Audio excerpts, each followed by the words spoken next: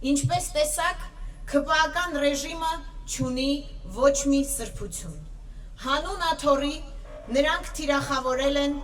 ամենակարևորը, թիրախավորել են հայ կնոջը, վիրավորել ու ծաղրել պատերազմի վետերաններին։ Այս ռեժիմը թիրախավորեց նաև ինձ, բայց իրենք այստեղ էլ սխալվեցին, չգնահատելով մեր իրական ներուժը ու պայքարող տեսակը։ Փորձեցին շանտաժի ենթարկել իմ մանկահասակ երեխայով և կրծքի կաթով, բայց հաշվի չառան իմ անցած ճանապարհը, իմ բարձր հեղինակությունը և իրական նպատակները, որոնք ես սթափ գիտակցում եմ։ Երկար տարիների ընթացքում ես նախաձեռնել եմ մի շարք երիտասարդական ծրագրեր, որոնք կերտել են իրական առաջնորդների։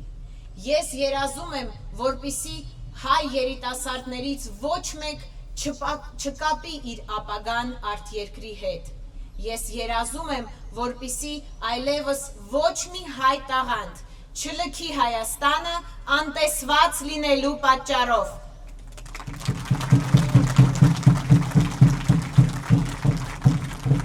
Երկար տարիների ընթացքում ես նախաձեռնել եմ նաև մի շարք հայրենասիրական ծրագրեր։ 10 տարուց ավելի օգնել եմ պետության կողմից մոռացվածության մատնված հայ վետերաններին։ Մտերմաբար օգնել եմ ցավոք այս պահին միակ հայ վետերան կնոջը։ Հայտնի ձայնագրության մեջ ես խոսում եմ վաստակավոր ուսուցչուհի, հայրենական մեծ պատերազմի վետերան, լեգենդար Ռոզալիա Աբգարյանի հետ, ցանկանալով իր ծննդյան կապակցությամբ իրեն հեռուստացույց նվիրել։ Ես բնավ չեմ արդարանում։ Անցած տարի հունիսի 17-ին լրացել է տիկին Ռոզալիայի 103-ամյակը։ Այդ օրը մենք բոլորս գիտենք, թե որտեղ եմ եղել ես։ Հունիսի 17-ին 2025 թվականի ապօրինի ձերբակալվեց Սամվել Կարապետյանը, և ես չկարողացա շնորհավորել տիկին Ռոզալիային իր ծննդյան կապակցությամբ։ Այնուհետև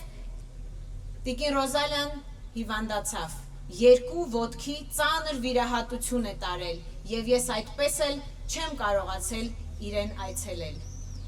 Այս տարվա կանանց մեկամսյակի շրջանակներում ես որոշեցի այցելել տիկին Ռոզալիային և նվիրել իրեն խոստացած հեռուստացույցը, բայց իմ իրավաբանները խորհուրդ չտվեցին ինձ դա անել, մեկնաբանելով, որ դա կարող է ընտրակաշառք համարվել։ Մենք մի հզոր միջոց ունենք ձեր դեմ, և դա միասնությունն է։ Եթե միասնական պայքարենք փոփոխությունների համար, իրենց ռեժիմը կփլուզվի։ Հարգելի հայրենակիցներ, նրանք վախենում են հայ ժողովրդի միասնականությունից։ Դա է պատճառը, որ ուզում են մեզ սևերի և սպիտակների բաժանել, նախկինների և ներկաների։